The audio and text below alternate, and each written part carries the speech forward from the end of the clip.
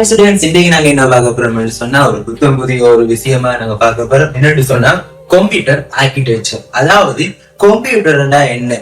உதாரணத்துக்கு ஒரு mic mechanic பைக்கை பத்தி எல்லாமே தெரியும். பைக்ல பார்ட்ஸ் எல்லாமே அவருக்கு தெரியும். இன்ஜினுக்கு இந்த பார்ட்ஸ் இருக்கும், பிரேக்குக்கு இந்த இடத்துல இந்த பார்ட்ஸ் பொருத்தணும், எல்லாமே என்னது அவருக்கு அந்த பைக்கை பத்தி எல்லாமே அவருக்கு தெரியும். அது போலதான் கம்ப்யூட்டர் நம்ம யூஸ் பண்றோம்னா எங்களுக்கும் கம்ப்யூட்டருக்குள்ள என்ன பார்ட்ஸ் இருக்கு, அதை எப்படி யூஸ் பண்ற, இன்புட் என்ன, அவுட்புட் என்ன, ப்ரொசஸ் என்ன, இதெல்லாம் என்னது நமக்கு விளங்கிருக்கணும். அது மட்டும் இல்லாம நம்மள கம்ப்யூட்டர்ல வளர்ச்சி நிலைமை, உதாரணத்துக்கு மனிதன் குரங்குல இருந்து பரிணாமம் எடுத்தான்னு சொன்னாங்க. அது போல கம்ப்யூட்டருக்கும் பரிணாமங்கள் இருக்கு. சோ அந்த பரிணாமங்களை படிக்கிறது தான் என்னது இந்த கம்ப்யூட்டர் ஆர்கிடெக்சர். ஓகே, முதலாவது இந்த கம்ப்யூட்டர் ஆர்கிடெக்சரை நாங்க படிக்க முடியும். கம்ப்யூட்டர்னா என்னன்றது நமக்கு தெரியணும்.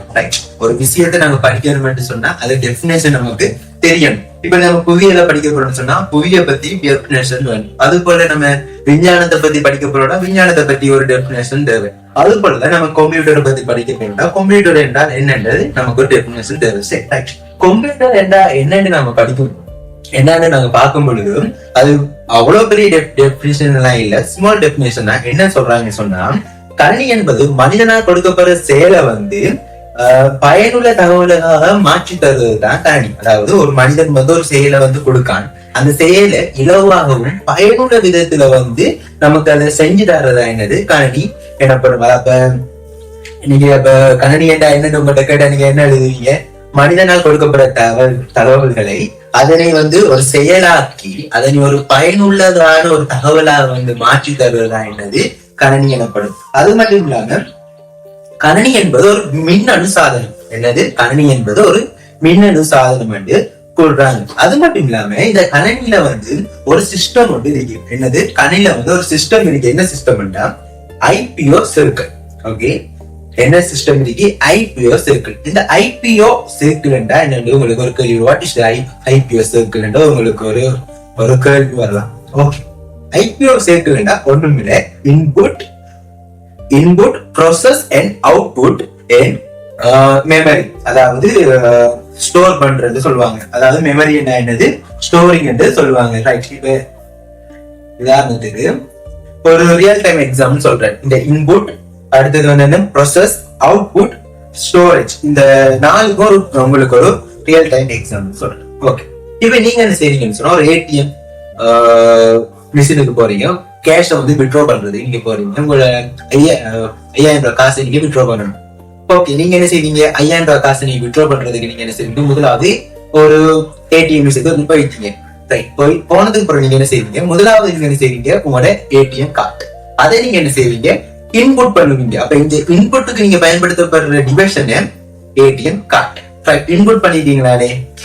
இப்ப ப்ராசஸ் என்ன, கேஷ வித்ட்ரா பண்றேன். இப்ப வித்ட்ரா பண்றதுக்கான முதலாவது செக்யூரிட்டி என்ன கேட்பான்? கார்டை நம்ம இன்புட் பண்ணதுக்கு பிறகு உங்களோட நம்பர், உங்களோட ரகசிய நம்பர், செக்யூரிட்டி நம்பர் கேட்பான். ரைட்.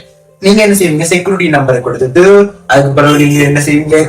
கேஷ வித்ட்ரா பண்ண போறீங்க, செக்யூரிட்டி நம்பரை கொடுத்துட்டீங்க, எவ்வளவு கேஷ் வேணும் சொல்லுவீங்க, அதுக்கப்புறம் என்எல்சி நம்பர், சம்டைம் இல்லாட்டி போன் நம்பர், இதெல்லாம் என்னது ப்ராசஸ். அப்ப இதெல்லாம் இதுக்குள்ள வரப்போது ப்ராசஸ். உங்களோட பின் நம்பர், உங்களோட போன் நம்பர், உங்களோட என்ஐசி நம்பர்ல இதுக்குள்ள வருது ப்ராசஸ். என்ன ப்ராசஸ்க்குள்ள வருது? காசு இங்க வித்ட்ரா பண்ற ஒரு ப்ராசஸ்க்குள்ள வருது.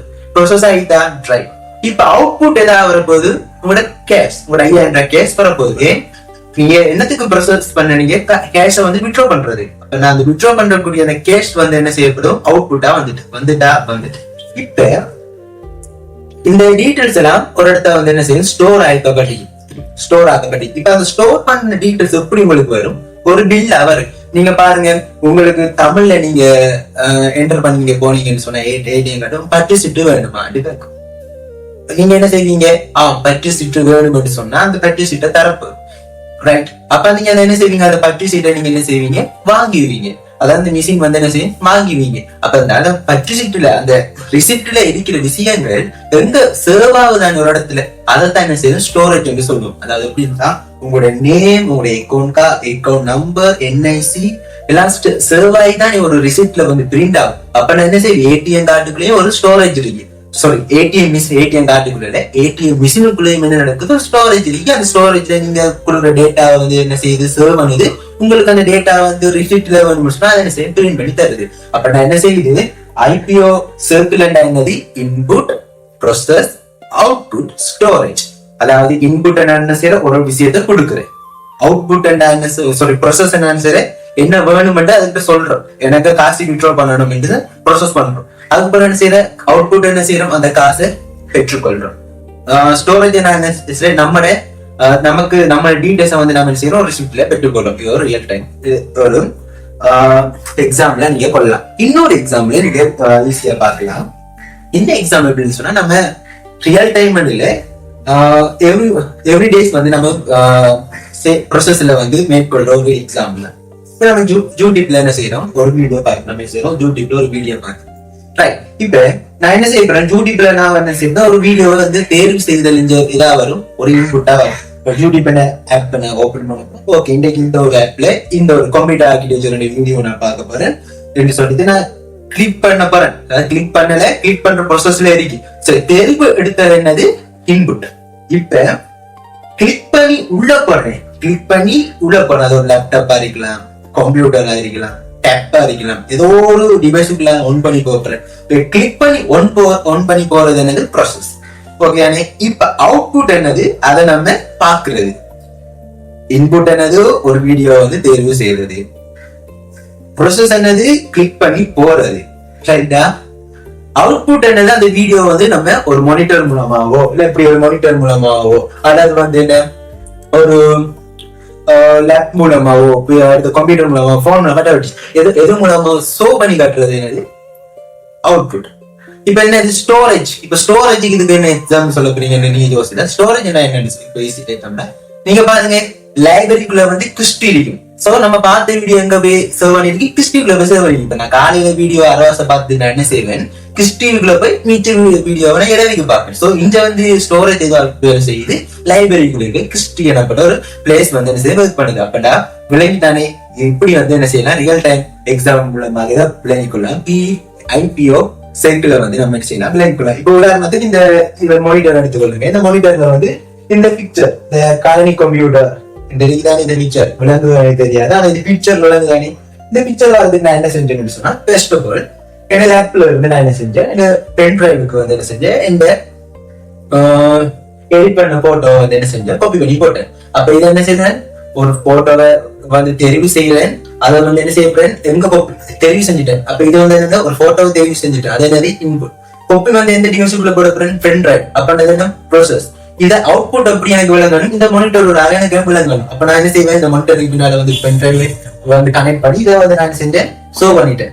இப்ப ஸ்டோரேஜ் என்னது நான் இந்த ஸ்டோரேஜ் வந்து என்னது எது ஸ்டோரேஜ் யா யூஎஸ்பி குள்ள இருக்கிற அந்த சர்வ் பண்ற ஸ்டோரேஜ் வந்து எனக்கு இப்ப இதை நான் வந்து கலெக்ட் சொன்னா இது வந்து போயிடும். திரும்பி அடுத்த கிளாஸுக்கு எனக்கு இது சர்வ் பண்ணணும் நான் சொல்லுவேன் பென் டிரைவ் அடிப்பேன், பென் டிரைவ்ல சர்வ் ஆகிக்கும். சோ அதை வந்து நான் சர்வ் பண்ணுவேன். இதுதான் என்னது ஸ்டோரேஜ். ஓகே, என்னது ஐபிஓ சர்க்கிள் என்னது input process output and storage. இவ்வளவும் முக்கியமான விஷயம். ஓகே, ரெண்டு விஷயம் பார்த்தோம். கம்ப்யூட்டர் என்னது கணினி என்பது மனிதர்களால் கொடுக்கப்படும் தரவுகளை பெற்றுக்கொண்டு அவற்றை செயலியல ஆக்கி பயனுள்ள தகவல்களை வந்து மாற்றி தருவதுதான் என்னது கம்ப்யூட்டர் எனப்படும். திரும்பி சொல்றேன், கணினி என்பது மனிதர்களால் கொடுக்கப்படும் தரவுகள் டேட்டாக்களை செயலியலாக்கி, அதாவது செயலியல் என்னன்னா செயல்படுற ஒரு பொருளாக்கி பயனுள்ள ஒரு தரவுகளாக மாற்றி தருவதுதான் என்னது கணினிகள். கணினி என்பது மின்னணு, அதாவது மின்சாரத்துலதான் கணினி வந்து இயங்கும் இருக்கு, அது மின்னணு சாதனம் சொல்றாங்க. அடுத்தது வந்து பார்க்கப்படும் ஐபிஓ சைக்கிள் பாருங்க. அதுக்கு எக்ஸாம்பிள் சொன்ன 3 எக்ஸாம்பிள் சொன்னேன். முதலாவது எக்ஸாம்பிள் ஏடிஎம் மிஷின், ரெண்டாவது எக்ஸாம்பிள் யூடியூப் வீடியோ, மூன்றாவது எக்ஸாம்பிள் யூஎஸ்பி பத்தி சொன்னேன். பார்க்கப்படும் சொன்னா ஓகே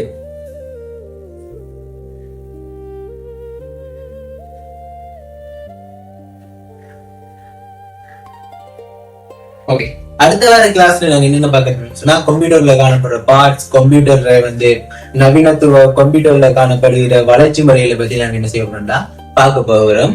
ரைட், இன்றைக்கு பார்த்த விஷயங்கள் வந்து உங்களுக்கு விளங்கி இருக்கு நான் நம்புறேன். So see you next video. Okay, friends.